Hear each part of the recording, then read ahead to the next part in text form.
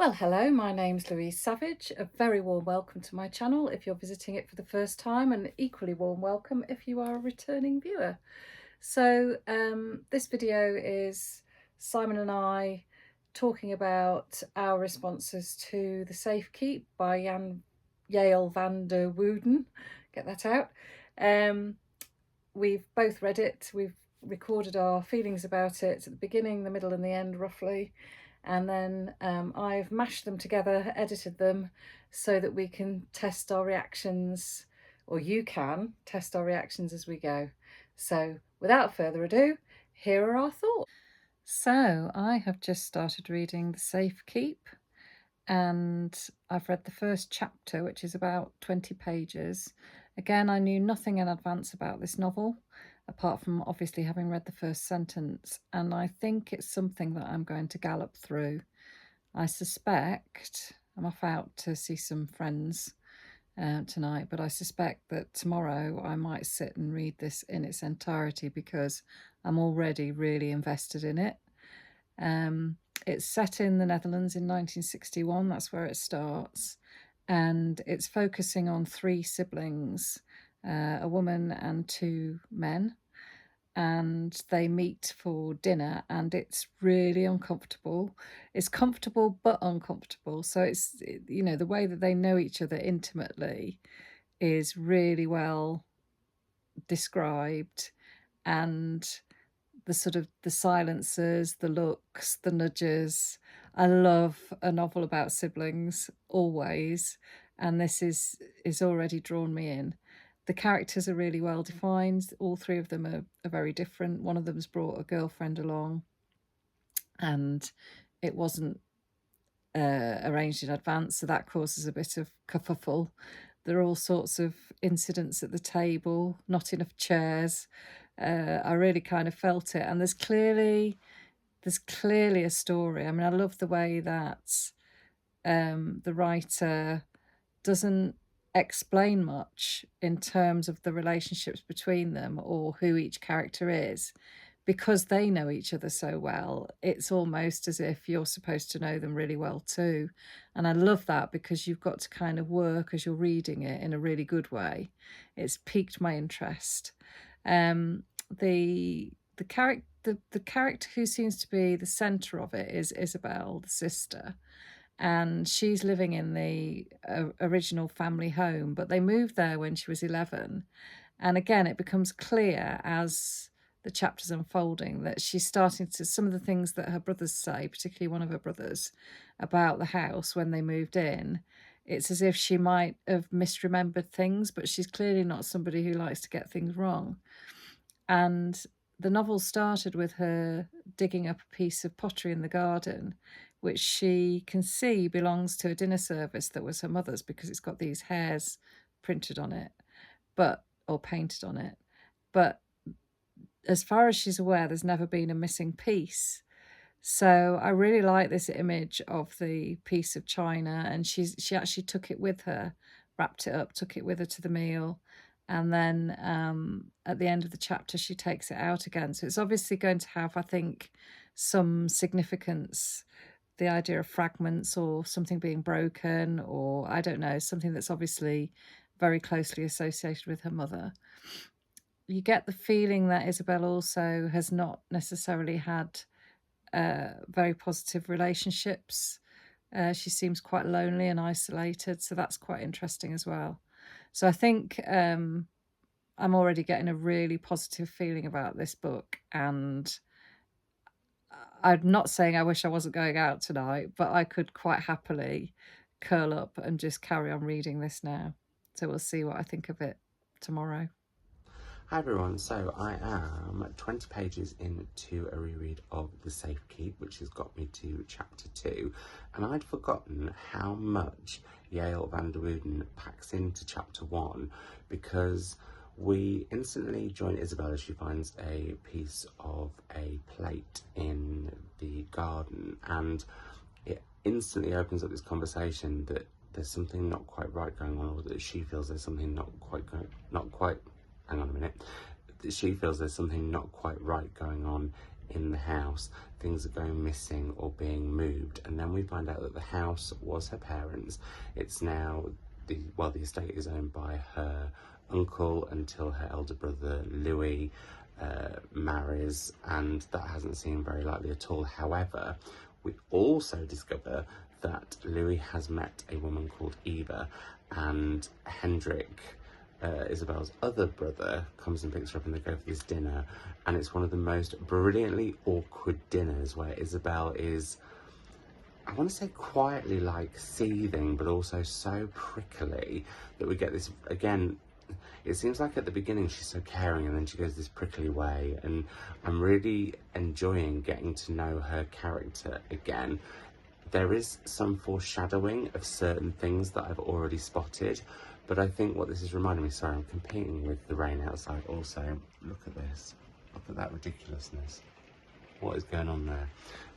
Anyway, what I had forgotten was how much is in here so soon, and the foreshadowing, and the way that Yael Van Der Wouden creates so much atmosphere, tension, history of a family, etc. in so few pages is utterly fantastic. So really looking forward to cracking on with more of it. I think I'm just going to read this today. I have no plans. It's raining outside, and actually this is a very, well, it's a perfect book for autumn when you just want to curl up with a really good book. I will say it feels, the setting, older than the 1960s, which is something that I think, I don't know whether it's my love of Victorian literature or what, but I'd kind of placed it earlier, even though I know it's a novel after the wars. So yeah, I guess it has a slightly timeless quality to it, but also a Victorian, slightly gothic sensibility as well. So yeah, loving this reread so far. Really intrigued to see what Mum makes of it, but also being reminded what a great book it is, and how fantastically Yael Van Der Wouden writes and does so much in so few pages, and also how sometimes those awkward scenes in literature can be some of the most delicious. Anyway, that's my first update, and I'll catch up with you in about halfway through later. So I'm about halfway through this now, and if I'm absolutely honest with you, I am really resentful that I've got to stop and put it aside to talk to you all, because I'm just finding this book completely and utterly absorbing. It's the character of Isabel and her repression, and she's repressed, but she's kind of repressing herself. It's actually painful to read. She's she's living alone in this house, and her brother has brought his girlfriend Eva to stay while he's away at work, and Isabel isn't used to sharing the house with anyone else. And the discomfort and her rudeness towards Eva, and the way she treats her, and the way she behaves as if Eva is lesser than her because of her peroxide hair that's not properly bleached, because of the fact that she's been reading a novel for days and not actually got more than a few pages. She's sort of so judgmental all the time about everybody else, but she seems to have so little understanding of herself. And Eva is just, despite Isabel's rudeness, sort of just persists in trying to befriend her, I suppose. And it's excruciating to read, but in an utterly brilliant and absorbing way. And I've got to be really, really, really careful, because I think there are some incredible moments in this book where I could be guilty of giving spoilers if I'm not careful, and I really, really don't want to do that. I would hate to spoil anyone's reading experience of it. I think it's absolutely wonderful writing. The prose is it's descriptive, but it's crisp, and the sort of scenes in the house, I mean, I can picture pretty much every room in the house as I'm moving around it with Isabel, and the house itself as a sort of symbol of safety and protection, but at the same time it absolutely isn't that for Isabel, because she doesn't own it. her brother Louis could take possession of it at any time. Um, and I think there's a really interesting commentary on society in the 1960s and the place of women within it. And I love the way that we are starting to get deeper into Hendrik, her brother's story, and his relationships and sexuality have become really, really important in the novel. And the way that that's unpicked, the way that Isabel reflects on her relationship with her brother, and again, how she sort of yearns for him, and the way that he used to snuggle her. She's the older of the two siblings, the elder of the two siblings, and the way that she absolutely yearns for him to show affection and love her in the way that he did when he was a child. And then you begin to understand how their relationships changed over time, I think is superb. There's a lot in here about grief as well, and about absence. Their mother died when Isabel was in her early 20s, and Isabel was living in the house with her mother. Her brothers weren't living there. And the sort of the impact of that, and how it's affected her, and again how she can't kind of recover from that, and equally how that's sort of affected Hendrik too, because he did come home to be with her mother, but wasn't actually there when she died. So the way that's kind of haunting them and hanging over them, I just think I'm halfway through. I just want to sit and read it till I get to the end, because I can't, although so much has been revealed already, I know that there's still an awful lot more to be unpacked in this story. And I just want to be with it. And I'm frustrated as well that this is a debut novel, because, well, I can't believe it is a debut novel. I can't believe that somebody could write something so polished as their very first novel. And I'm frustrated because I would like to know that there was a whole other sort of backlist of books by Yael Van Der Wouden that I could go away and read, because my goodness, she can write. Yeah, absolutely loving it. Over and out, because I need to get back to it. Bye.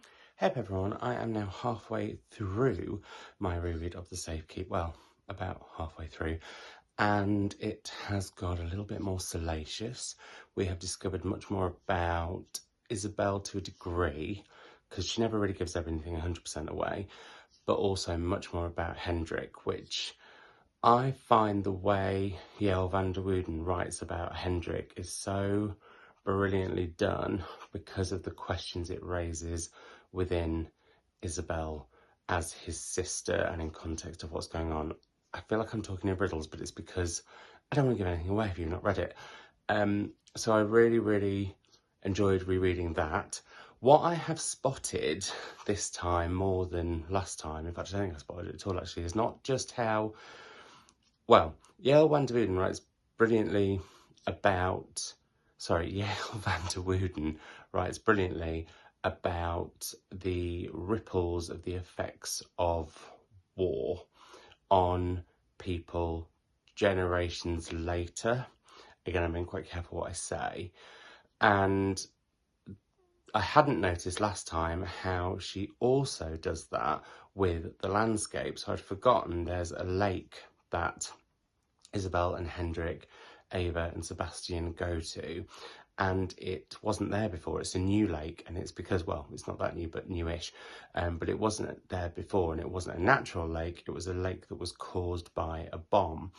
And when these moments happen, because that's not the only moment that happens, you are suddenly reminded of sort of what is going on, what has gone on, and how war changes places, people, how it changes people mentally. It can change people physically. It can also change landscapes physically. And that has really sort of hit me more on this second read. So I think that's done really, really, really brilliantly. And sometimes how the landscape or the places in which the characters find themselves can match the mood. So the atmosphere within the house is much more cloying and darker, but also there's a undercurrent tension in all sorts of ways. And then when they're outside, there's sort of more lightness until there sort of isn't. And I think the way, again, that Yael Van Der Wouden does all of that is absolutely brilliant. And I'm really enjoying the writing all the more this time. I'm reading it slower than I did the first time. So I was like, what's going to happen? What's going to happen? What's going to happen? And now I'm like, ooh, I know what's going to happen, but I'm enjoying getting to that point. And I do love the way there is a real brooding nature to the atmosphere and the tone at points, along with this real, it's a very sensual book. And I don't just mean in sort of a sexual way as shenanigans happen, but also in the ways that like you feel that you are with these people and you can feel the tensions, like I said. And yeah, I just think it's so well done. It is reminding me, and this is going to sound like a backhanded compliment because I don't actually love his writing because I read it at school and it ruined it for me, but I'm getting sort of the tones of oh my goodness, his name's now gone out of my head the moment I want to, he wrote Where Angels Fear to Tread, he wrote him, you know who I mean, him. And I'm thinking of A Room with a View particularly. There's some moments here I thought the writing is very like that, even though I studied that book to absolute death at school and therefore didn't like it very much. But I'm really enjoying it. It's giving it this real old nostalgic kind of feel, whilst also giving real sort of Victorian vibes, yet it's set in the 60s. So I'm loving that actually, and how that sort of complements and contradicts in a weird way. So anyway, there we go. Now going to head onwards and we'll catch up with you at the end. But over to Mum, who I think will be enjoying it. I think she'll quite like the shenanigans and the salaciousness. Well, it's not even salacious, it's done so well. But I think she'll be really enjoying the writing, I'm hoping. But I could be wrong, but I don't think I am. Well, I finished reading The Safe Keep yesterday, and it's taken me till now to be able to talk about it, really. I think this book is stunning. It's so thought-provoking and informative, and I feel like, having come to the end of this book, I've had a real education in a very profound way. It's really made me think about dispossession, about property, about ownership, about what a house means and its contents to the inhabitants of a house. This book affected me like the effects that you have when you go to see a tragedy, particularly a Greek tragedy, where there's a momentum and a pace to it, and you kind of know that things are going to dissolve, and there's going to be some really visceral moments that are going to really pull at you, and there's a sense of horror, the rawness of the emotion, and yet the sophistication of the writing, I think, are amazing. I'm having to be very careful what I say, because there's a danger that I think this novel works on the unexpected, on what you're not seeing coming, and neither are the characters. And I suppose one of the reasons I'm comparing it to Greek tragedy is because there's something incredibly cathartic about the impact of this book as well. I felt absolutely, totally wrung out when I got to the end of it. I don't think I'll ever forget the experience of reading this book. I'm in awe that somebody could write like this in a debut. And it's partly to do with the intensity of the emotion in the book. So you've got, the sort of the central character who has suffered from repressing her emotions, and yet the sensuality and the physicality and the sexual descriptions in this book are some of the most, what's the word? Heated, realistic, intense portrayals of emotion that I think I've read anywhere ever. So yeah, I'm still struggling to talk about it, because I ended up absolutely loving the characters and loving um their restraint, their lack of restraint. I loved the portrayal of the siblings, like I did at the beginning. That didn't waver. I think this is a novel that is very much about family, as much as anything else, and your position within a family, and how family dynamics can affect you. It's also very much about, there's a lot of loneliness and emptiness in this story, and it's loneliness and emptiness that sort of is unnecessary. It's imposed because of the limits and restrictions of the society that they're living in. And I really questioned, when it started, I really questioned why it was set in 1961. I thought that seemed quite a random year to choose. But the book is brilliantly structured around that date. And actually the time frame becomes massively important as you read on. It's we're poised on the brink of the 60s, which is an era that we associate with sexual freedom and liberation and political protests and all those sorts of things. But this is 1961, and that hasn't happened yet. And the way that the constraints of society affecting the individuals within this novel, it really is, although it doesn't talk about society at all, in the sense that there are very few characters that we meet beyond the family. It is society's impositions that are at the root of all of their problems, all of their sadness, all of their trauma. Yeah, I just, oh wow, I wonder what Yael Van Der Wouden's going to produce next. I will be avidly looking out for her next move, and I'm desperate to know what other people think about this book. I know I don't have to predict, because I'm pretty confident that Simon's read this and really thought it was great as well. And I can absolutely see why. And if you haven't read this book, I would urge you to read it, because there's something really special about it, I think. Anyway, I'm going to stop now, because I can't say anymore. Okay. There we go. Hey everyone, it is later on in the evening, and I have gone to bed early, especially to finish The Safe Keep, which I have now done. And one thing that happened after I last spoke to you was all the sexy shenanigans, and I'm not going to give any spoilers as to what they are, but I will say I hadn't realised quite how much there was the first time I read the book. And I don't know if it's because I'm reading it with Mum, but I'm a bit like, oh, is that a little bit too much? Was that? Well, goodness me. It's very graphic, but it never feels, not voyeuristic, what's the term? It never feels like it's being done to shock or done to, almost like, I don't know, I don't want to say cause attention, what do I mean? It feels, it's a lot, and it's very,